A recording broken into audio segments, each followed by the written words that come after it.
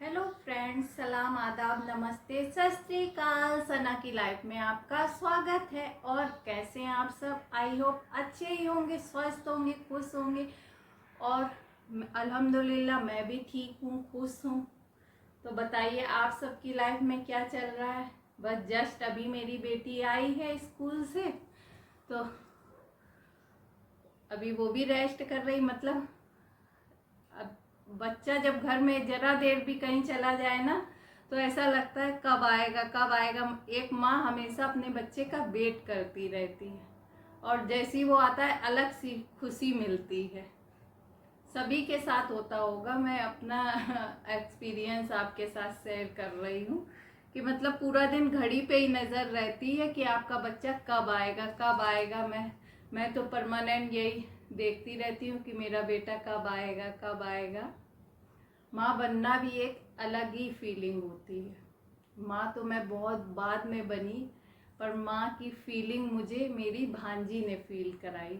जब वो छोटी सी आई थी, मतलब नन्हे नन्हे हाथ उसके, न छोटे से पैर, इतनी खूबसूरत गोरी सी, मतलब एक डॉल जैसी लगती थी। जब मैं शायद आई थिंक बीए में थी, तब वो हम लोगों के पास आई थी रहने। इतनी छोटी सी प्यारी सी। मैं तो अकेले ही रहती थी क्योंकि मेरा भाई शुरू से बाहर पढ़ता था, फिर पढ़ते पढ़ते वो और दूर बाहर चला गया। तो मैं अपने पेरेंट्स के बिना कहीं रह नहीं पाती थी। तो मैं कभी बाहर पढ़ने नहीं गई। जहाँ जहाँ मेरे पापा की पोस्टिंग हुई, बस मैं वहीं वहीं पढ़ी हूँ। करा मैंने एमए है, पर कहीं बाहर जाके नहीं, अपने पेरेंट्स के ही साथ रह के। जहाँ भी शिफ्ट हुई तो वहीं पे ही मैंने अपना एडमिशन लिया। तो उन दिनों की बात थी जब मेरी बेटी, मतलब मेरी भांजी, भांजी मुझे बार बार इसलिए बताना पड़ता आपको कन्फ्यूज़न ना हो। ना तो आज तक मैं उसे कभी भांजी बोला ही नहीं, ना कभी इस तरह से इंट्रोड्यूस कराया किसी को, क्योंकि वो मेरी बेटी है। पहला एहसास उसी ने मुझे कराया।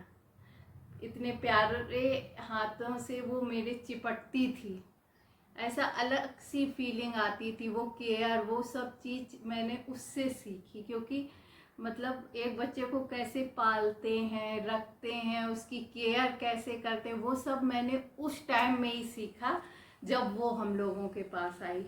इतनी प्यारी सी, मतलब हर कोई उसे लेना चाहता था। थाने में हर स्टाफ के लोग, अगर जरा भी आँख झपकी और वो, मतलब धीरे से सब उसे उठा के ले जाते थे। कभी कभार तो अचानक से हम लोग डर जाते थे कि वो कहाँ चली गई। इतनी प्यारी सी थी कि सब लोग उसे बहुत प्यार करते थे। तो मैं यही कहूँगी कि माँ की वो पहली फीलिंग मेरी भांजी ने मुझे कराई। धीरे धीरे कब वो बड़ी हो गई मुझे एहसास ही नहीं हुआ। कब वो इतनी दूर, मतलब बाहर पढ़ने चली गई। हर चीज़ उसकी मुझे आज भी, जैसे मुझे अपनी बेटी की पसंद नापसंद, उसकी आहट, हर चीज़ का एहसास होता है, उससे पहले मैंने उसकी वो चीज़ों का एहसास किया।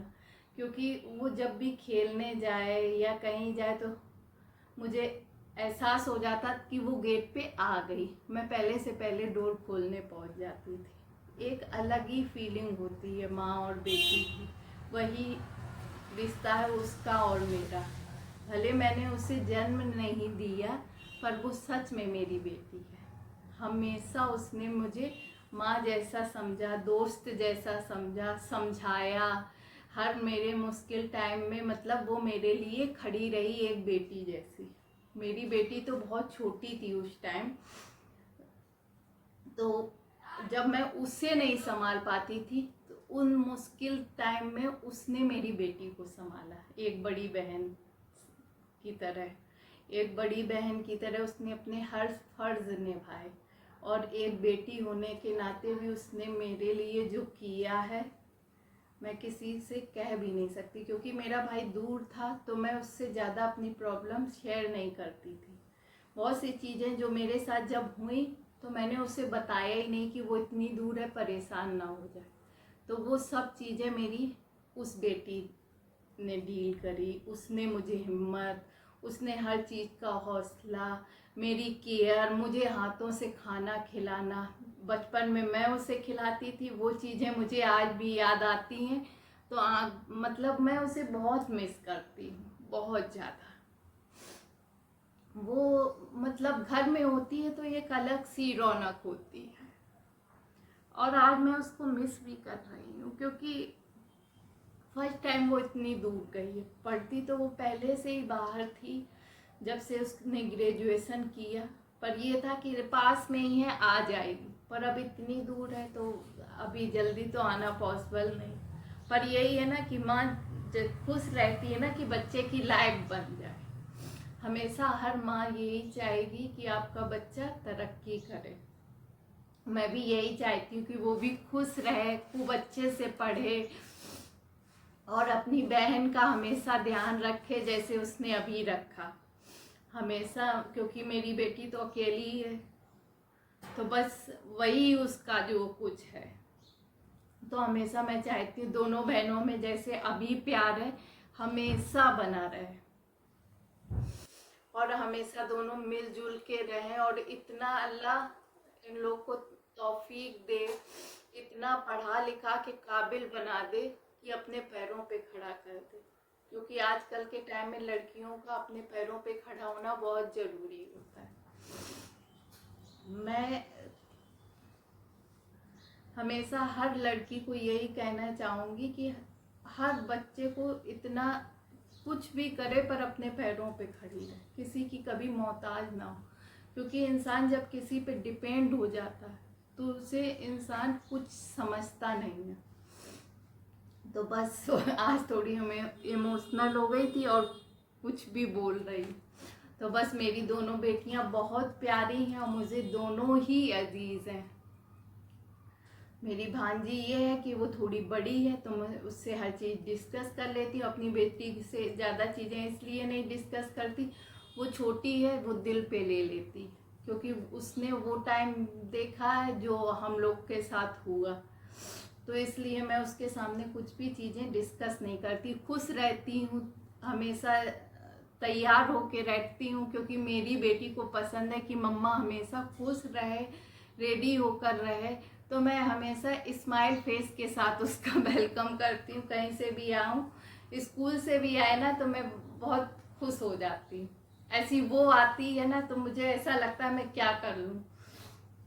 बेटियाँ सच में बहुत ही खूबसूरत होती है, चाहे जैसी हो। ये नहीं कह रही कि खूबसूरती के उससे कह रही हूँ, नहीं, मतलब बेटी एक ऐसा रिश्ता है जो अपनी माँ को बहुत सपोर्ट करता है, और मेरी तो दो बेटियां मुझे सपोर्ट करने के लिए, तो मुझे किसी की ज़रूरत ही नहीं है कि कोई मेरे को सपोर्ट करे। अगर एक बेटी दूर है तो दूसरी पास है, अगर दोनों भी बाई चांस पढ़ने के लिए दूर गई तो उनका सपोर्ट सिस्टम तो नहीं ख़त्म होगा। तो मैं इस ब्लॉग के थ्रू दोनों को बोलना चाहूँगी, आई लव यू बेटा। आप लोग ना होते मेरे लाइफ में तो शायद आज मैं टूटी गई होती। Miss you so much. तो मिलती हूँ कुछ देर में। आज बहुत ज़्यादा इमोशनल हो गई थी, उसको याद भी कर रही थी। उससे मैं दिन भर कॉल पे बात करती हूँ, पर ये है ना कि बस ये लगता है वो आ जाए, पर पढ़ाई भी इम्पोर्टेंट है, हर चीज़, और वो भी मुझे बहुत मिस करती है। उसकी हर छोटी सी छोटी चीज़ मुझे पता रहती, मतलब मुंह से वो ना बोले, दोनों ही बच्ची हैं, पर मैं समझ जाती हूँ, मुझे एहसास हो जाता है कि इन्हें क्या चाहिए या ये मुझसे कुछ कहना चाहती हैं। हर ही माँ के साथ ऐसा होता होगा, सब माँ अपने बच्चों की फीलिंग समझ जाता है, और ऐसी बच्चे भी अपनी माँ की फीलिंग समझ जाते हैं। जब वो माँ उदास हो या कुछ भी प्रॉब्लम हो तो बच्चे पहले ही पूछते हैं मम्मा कुछ हुआ, ऐसी वो लोग भी हैं। तो बस सबके बच्चे खुश रहें और खूब पढ़ें लिखें। 6:05 हो चुका है और मेरा लंच रेडी है। तो मेरा वही रूटीन है 5:30 बजे उठना, तो सुबह की मॉर्निंग 5:30 बजे से, और ब्लॉग भी स्टार्ट करती हूँ मैं यहीं से। तो लंच वगैरह मैंने रेडी कर दिया, अब उसका दूध बस मैं रेडी कर लेती हूँ और फिर आपसे मिलती हूँ। सुबह का मौसम देखिए कितना अच्छा हो रखा है, एकदम बादल छाए हुए हैं।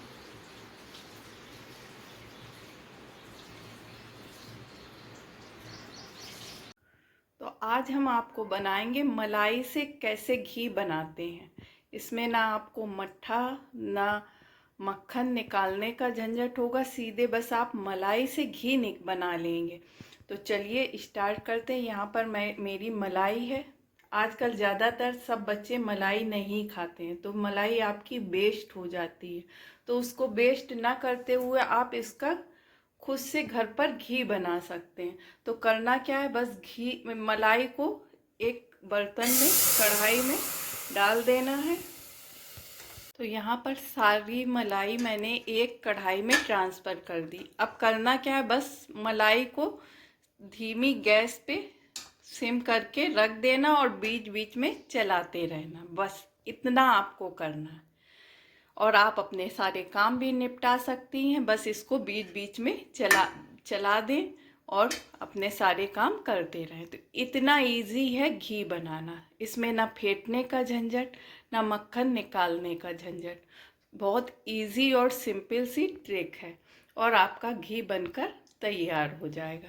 तो चलिए बस इसको हम बीच बीच में चलाते रहेंगे और हमारी मलाई खुद पे खुद देखना, धीमे धीमे बस इसको पकाना बहुत है और इसको चलाते रहना है बीच बीच में। तो अपने आप घी बनकर रेडी हो जाएगा। तो हम आपको दिखाते जाएंगे और घी बनाते जाएंगे। तो देखिए मलाई में हमारे इस तरीके से पूरी पिघल गई है। इसी तरीके अब इसको पकाते रहना है। तो कितना इजी है। अब मैं बीच बीच में अपना काम भी निपटा रही हूँ। बस एक बार अब इसको मैं चलाने आई हूँ जब से। तो अपना आप काम भी करते रहिए और घी भी बनाते रहिए, तो टाइम भी वेस्ट नहीं होगा और दोनों काम निपट जाएंगे। तो चलिए फिर थोड़ी देर में मिलते हैं जब चलाने आएंगे। तो यहाँ पर देखिए घी में खौल आ रहा है और गैस की फ्लेम को हम बिल्कुल सिम रखेंगे। तो इस तरीके से हमारी मलाई बिल्कुल खौलती जाएगी और घी निकलता जाएगा। वो आपको खुद ही दिखेगा आगे आगे। जब घी निकलने लगेगा तो वो आपको खुद पता चलेगा, मुझे बताने की ज़रूरत नहीं पड़ेगी। जब घी निकलेगा तो बस इसको पकाते रहना है इस तरीके से और गैस की फ्लेम को सिम कर देना कि अगर आप ना देखें तो वो उबल ना जाए। तो बस मैंने भी सिम कर रखी है और इसमें खौल आ रहा है, तो बस इसको धीरे धीरे पकने दें। तो देखिए मलाई हमारी खौलती जा रही है और कम भी होती जा रही है। अब इसी तरीके खौलते खौलते इसमें घी आना शुरू हो जाएगा और खुशबू अच्छी सी आ रही है। जैसे घी की खुशबू आती है गर्म करने पर, सेम वैसी खुशबू आ रही। तो इस तरीके से हमारी मलाई भी यूज़ हो गई और हमारा घी भी रेडी हो जाएगा। तो मलाई भी वेस्ट नहीं होगी, क्योंकि हमारे बच्चे घर में ज़्यादातर मेरे ख्याल से तो कोई भी बच्चे मलाई पसंद ही नहीं करते हैं। तो उसका आप यूज़ कर सकते हैं घी बनाकर। और घी भी बनाना इतना इजी है जिसमें आपको कुछ करना ही नहीं है। एक तरफ घी बनने रख दें और एक तरफ आप अपना घर का सारा काम निपटाते रहें। तो चलिए फिर मैं थोड़ी देर में आपको दिखाऊंगी। तो यहाँ पर देखिए आपको दिख रहा होगा किनारे किनारे से घी निकलने लगा है और जो वेस्टेज पार्ट होगा वो इसमें जलता जाएगा और घी आप अपने आप ऊपर आता जाएगा। तो देखिए ये किनारे किनारे से पूरा घी दिख रहा है और जो वेस्ट हो रहा है वो जलेगा और जितना वो पूरा जल जाएगा तो घी अपने आप से ऊपर आ जाएगा। तो मैं आपको बीच बीच में पूरा दिखाती जा रही हूँ जिससे आपको इजी रहे घी बनाने में। ये देखिए ये जल रहा है। जब ये पूरा जल जाएगा और घी अपने आप से ऊपर आ जाएगा, तो है ना इजी ट्रिक घी बनाने की। तो यहाँ पर देखिए हमारा घी कितने अच्छे से निकलने लगा, ये देखिए, और इतनी अच्छी खुशबू आ रही है। तो इस तरीके से ये जो हिस्सा है ये जलता जाएगा, पूरा जल जाएगा और घी अलग सेपरेट हो जाएगा। और फिर आप चाय की छन्नी से इसको छान लीजिए तो आपका घी निकल आएगा। तो ये देखिए कितना अच्छा खुशबूदार प्योर घर का घी निकल रहा है। तो है ना इजी घी बनाना। और जो मेरे चैनल पे नए आए हैं तो प्लीज़ सब्सक्राइब करके ही जाइए और पूरा हमारा ब्लॉग देखिए ज़रूर। तो ये देखिए कितना अच्छे से घी निकल रहा है, कितना सारा। तो यहाँ पर देखिए मैं एक एक चीज़ इसलिए दिखा रही हूँ कि आपको इजी रहे। तो ये देखिए ये ऐसे जलता जा रहा है, जो जलता हुआ पार्ट होगा वो तो अलग निकल जाएगा और घी आपका अलग सेपरेट हो जाएगा। तो जितना भी आप खौला लेंगे उतना ही घी अच्छा बनेगा, और कम पकाएंगे तो घी उतना अच्छा नहीं बनेगा। तो पकाना खूब ज़्यादा से है, बस थोड़ी देर इसे हम और पकाएंगे। मुश्किल से आधा घंटा करीब लगता है घी बनाने में, और फिर वो आपकी मलाई पे भी डिपेंड है कि अगर मलाई ज़्यादा होगी तो ज़्यादा टाइम लगेगा। और मेरी तो आपने देखी थी 1 कटोरे भर मलाई थी। तो बस थोड़ी देर और इसको हम पकाएंगे जिससे घी अच्छे से बने। तो यहाँ पर देखिए घी हमारा बनकर रेडी हो गया है। झाड़ू लगा के हाथ धो के मैं आ गई किचन में। मैंने कहा चलो घी देख लेती हूँ। तो देखिए घी बनकर रेडी है। गैस की फ्लेम को मैंने बंद कर दिया है। अब इसको चाय की छन्नी से या बड़ी छन्नी जिससे भी आपको लगे आप इसको छान लें। तो चलिए मैं भी इसको छान लेती हूँ। तो देखिए छानने के बाद ये इसका इतना वेस्टेज निकला है पार्ट, और ये हमारा इतना कटोरे में प्योर घी निकल आया। तो है ना इजी और सिंपल सी ट्रिक। तो आप भी ज़रूर इसको यूज़ करें और मुझे कमेंट करके बताएं कि किस किस ने इस तरीके से घी बनाया अपने घर में। और अपने हाथों से जो चीज़ बनाए तो उसमें अलग ही खुशी मिलती है। तो मैं तो बस इसी तरीके अपने घर में 8-10 दिन में घी बना लेती हूँ। तो आप भी अगर ये अच्छा लगे तो प्लीज़ मुझे कमेंट करिए और मेरे चैनल को सब्सक्राइब करना बिल्कुल मत भूलिए। तो देखिए पूरा घर मेरा नीट एंड क्लीन हो गया है। गद्दे अद्दे सुखाकर सेट कर दिए हैं, बेडशीटें चेंज हो गई हैं, सब कुछ क्लीन हो गया है। ये देखिए बाहर वाले रूम का भी मैंने गद्दा सूखने को डाला था। सुबह तो बहुत तेज़ धूप थी, अब फिर से बादल हो रहा है। मौसम का कुछ भी पता नहीं रहता। तो इस रूम को भी बिल्कुल क्लीन कर दिया है। सब चीज़ अच्छे से सेट हो गई है। और देखिए अब बाहर बादल सा हो गया, धूप जा रही है। तो बस पल में मौसम बदल जाता है, पता ही नहीं चलता कि कब बारिश वाला मौसम हो रहा है और कब धूप वाला। और इसी मौसम में इंसान बीमार पड़ता है, कभी ठंडा मौसम हो जाता है और कभी एकदम उमस वाला। तो बस मिलती हूँ आपसे फ्रेश होने के बाद। तो आज मम्मी पापा गए थे अपनी मेडिसिन लेने, तो वहाँ से देखिए फ्रेश सब्जियाँ ले आए हैं। टमाटर, अदरक, शिमला मिर्च, भिंडी, पत्ता गोभी, खीरे, ये सेम है आई थिंक, और बैगन। जबकि मैं इन लोगों को मना करती हूँ क्योंकि मैं दरवाजे से ही सब्ज़ी ले लेती हूँ। कल ही मैंने सब्जियाँ इतनी ली हैं पर ये लोग भी ले आए। खैर पर लग रहा है मेरा बाबू आ गया है स्कूल से। हाँ सरप्राइज, बाबू आ गया, मेरा बेटा आ गया। मैं अपने बेटे ही की वेट कर रही थी।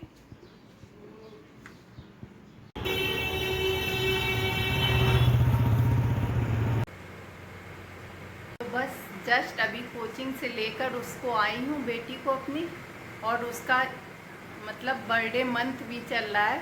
तो हर दिन मैं सोचती हूँ कि उसे कुछ ना कुछ छोटा सा गिफ्ट दे दूँ, मतलब खाने पीने की चीज़ें कुछ भी जो उसे फील हो कि उसका बर्थडे मन चल रहा है, जितना मैं कर पा सकूँ उसे खुश कर सकूँ, इसलिए मैं उसके लिए चिप्स कोल्ड ड्रिंक लाई हूँ। कल भी हाँ शायद मैं फिर बताना भूल गई थी, कल भी मैं बताने को थी, कल भी मैंने उसको चॉकलेट ऐसे कुछ भी मैं उसे ला के दे रही हूँ कि उसे फील हो कि हाँ उसका बर्थडे मन चल रहा है।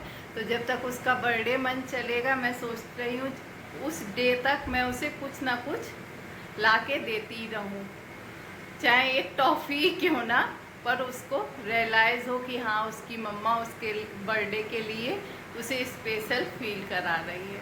तो बस आज का ब्लॉग मैं यहीं समाप्त करती हूँ। अगर कुछ भी गलती हो तो प्लीज़ मुझे माफ़ करिएगा, और मेरे चैनल को अधिक से अधिक लाइक सब्सक्राइब करना बिल्कुल मत भूलिएगा, और इंस्टा पे भी मुझे फॉलो करते रहिएगा। तो फिर मिलूँगी नेक्स्ट ब्लॉग में नेक्स्ट रेसिपी के साथ। अल्लाह हाफिज़, दुआओं में याद रखिएगा।